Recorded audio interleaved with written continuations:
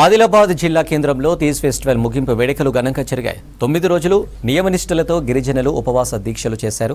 పంట పొలాలు సస్యశ్యామలం కావాలని, మహిళలు సౌభాగ్యంగా ఉండాలని సంకల్పంతో ఏటా తీజ్ పండుగ జరుపుతామన్నారు స్థానికులు. తీజ్ ఫెస్టివల్ కు చీఫ్ గెస్ట్ గా స్థానిక ఎమ్మెల్యే పాయల్ శంకర్ హాజరయ్యారు.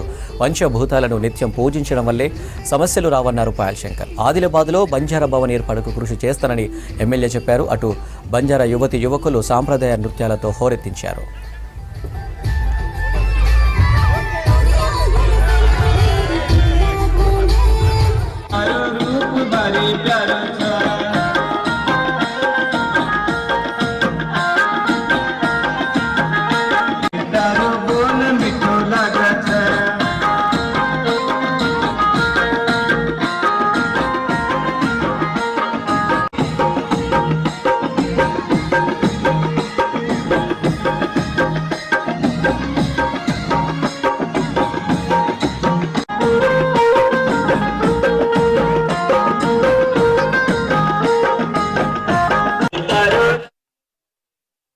బంజారా సమాజంలో తీజ్ పండగకు ఒక ప్రత్యేకమైనటువంటి ప్రాధాన్యత ఉంది.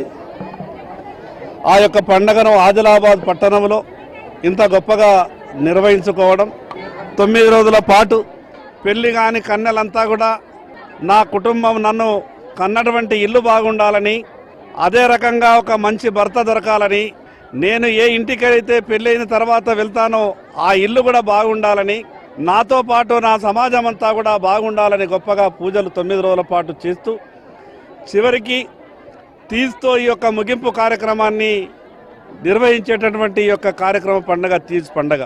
తీజ్ బంజారా యొక్క ప్రముఖత పండుగ. ఇది బతుకమ్మ పండుగ 9 రోజులు జరుపుకుంటాము. ఇది రాఖీతో మొదలై గోకులాష్టంతో పూర్తవుతుంది.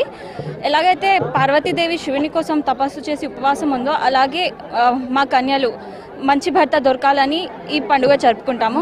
అలాగే పాడి పంటలు బాగా పండాలని ఈ పండుగ జరుపుకుంటాము.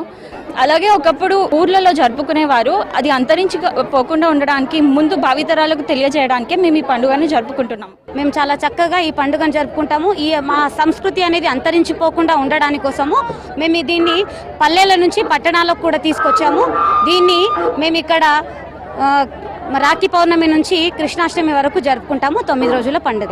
ఇప్పుడు దీన్ని పూజించి అందరం మేము కొంచెం తీసుకొని ఇంటి దగ్గర దేవుడి దగ్గర పెట్టుకుంటాము. తర్వాత చివరిగా మిగిలిన దాన్ని మేము దగ్గరలో ఉన్న చెరువులకు తీసుకెళ్లి వారిని